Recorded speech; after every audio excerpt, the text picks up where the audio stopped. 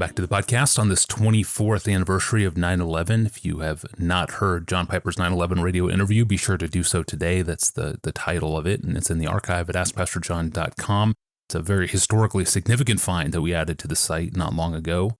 John Piper's 9/11 radio interview from, I believe it was the day after 9/11, a radio interview. You really want to listen to it. But today is dedicated to another matter altogether. Over the years, we've talked a lot about alcohol, drunkenness, nicotine, smoking, vaping, chewing tobacco, the misuse of caffeine, painkillers, morphine, and of course, marijuana.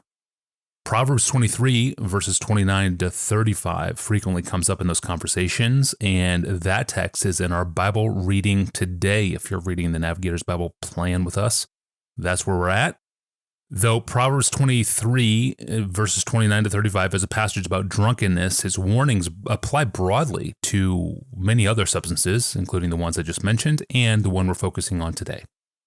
I try to capture these types of shared principles in the APJ book, as you probably noticed, bringing together a Bible text and showing how, Pastor John, you use it in various different contexts, and specifically here on substances in pages 269 to 276. You can see how these all comes together. And today we focus again on pot. For a long time, various religions have used marijuana in pursuit of a spiritual high to create a divine connection or an altered state of consciousness that worshippers believe deepens their faith or opens their mind to the sacred. We're going to explore that mysticism next time because there's a lot to unpack there. And we're also not talking today about medical use of marijuana, which is now legal in 39 states. If you're using marijuana under a doctor's care, that's not an issue here, as you've said in the past, Pastor John. Our focus today is on recreational use, which is now legal in 24 states and Washington, D.C., and Guam. In addition, several other states have decriminalized the possession of small amounts of marijuana, and you can kind of see where this trend is heading socially, Pastor John. Just over a decade ago, recreational cannabis was illegal in all 50 states. No longer. And with each passing year, this conversation becomes more pressing for Christians and for pastors and for parents and for churches. So, Pastor John, when you take all this in, what comes to your mind? What I want to draw attention to, by way of exhortation and encouragement, even though it may sound pessimistic to some, is that this fact, the legalization of pot, draws attention to something that we need to be aware of and we need to adjust our thinking about, namely, that the church for a long time has leaned too heavily on the overlap between the state and the church for the strength of our conviction concerning what is right and wrong. In other words, if the state has regarded something as wrong or illegal, then the church hasn't had to work very hard to teach any deep roots for the conviction or any thorough biblical argumentation or any conviction-strengthening inspiration, because everybody just assumes that the behavior's out of bounds. The state expectations and the cultural mores overlap with Christian ways, and so we can just coast. Now stop and think of the number of behaviors that were once illegal and are no more. Divorce was once illegal. Adultery and fornication were illegal. Homosexual practices were illegal. Indecency was illegal in such a way that what's considered acceptable in movies and on beaches today would have been forbidden. Sabbath breaking was illegal. Abortion was illegal in every state. And the list could go on and on.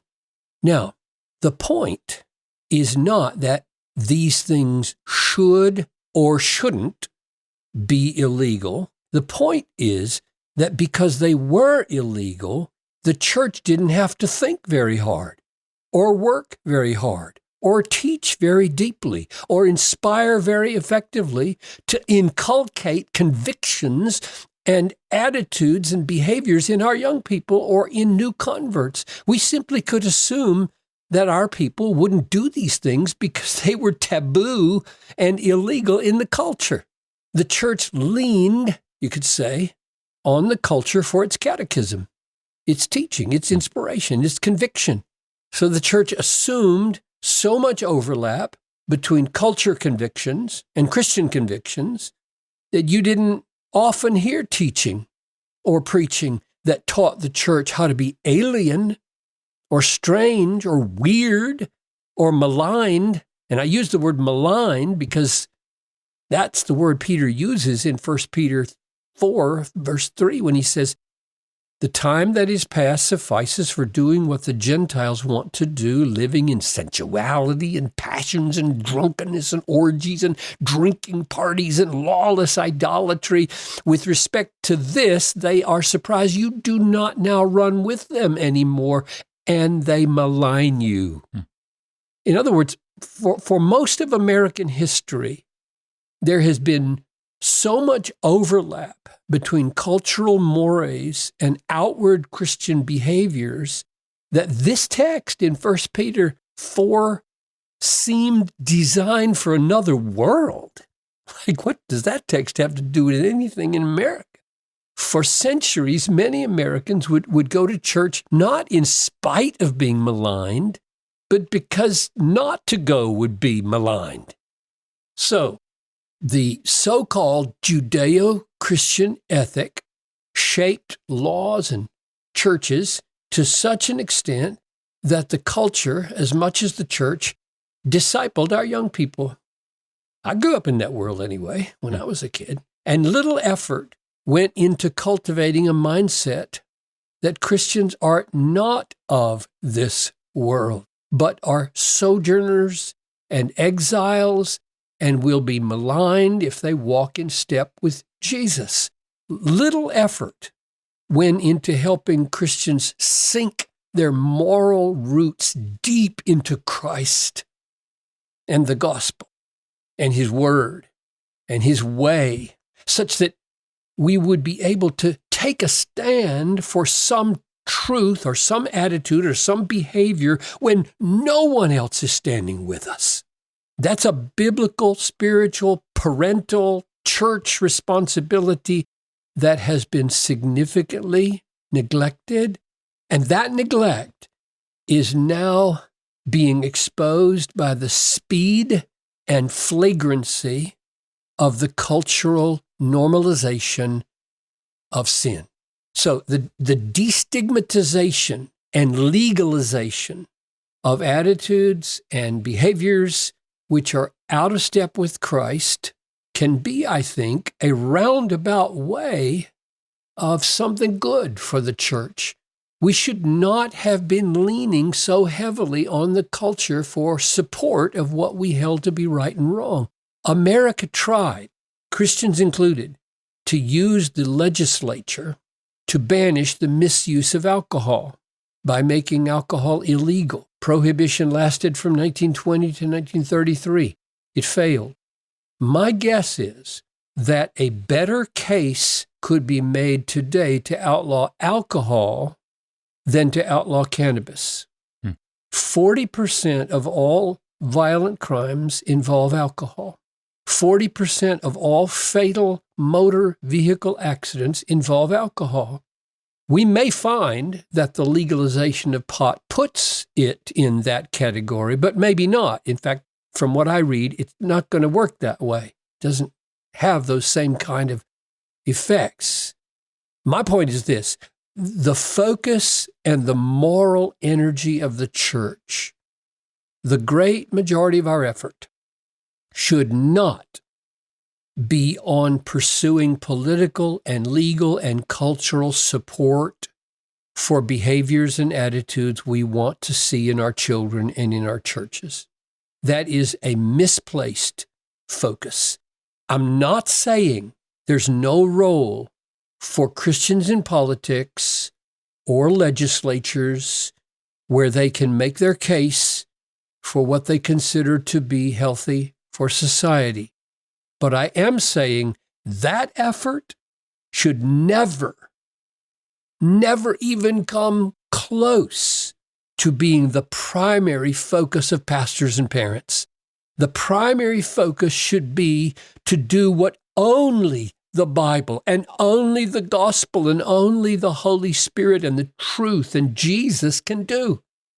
in transforming human beings into the kind of Christ-exalting, Spirit-dependent, God-glorifying people who freely choose not to use drugs, whether caffeine or alcohol or cannabis or cocaine or meth or heroin, not to use drugs to escape into a world where Christ is less clearly perceived, and the scriptures are less understood and precious, and the Spirit is less personal, and the glory of God is less satisfying, and the way of righteousness is less defined, and the path of obedience is less compelling. We want people, Christians, who freely reject anything that would put them in that kind of mindset.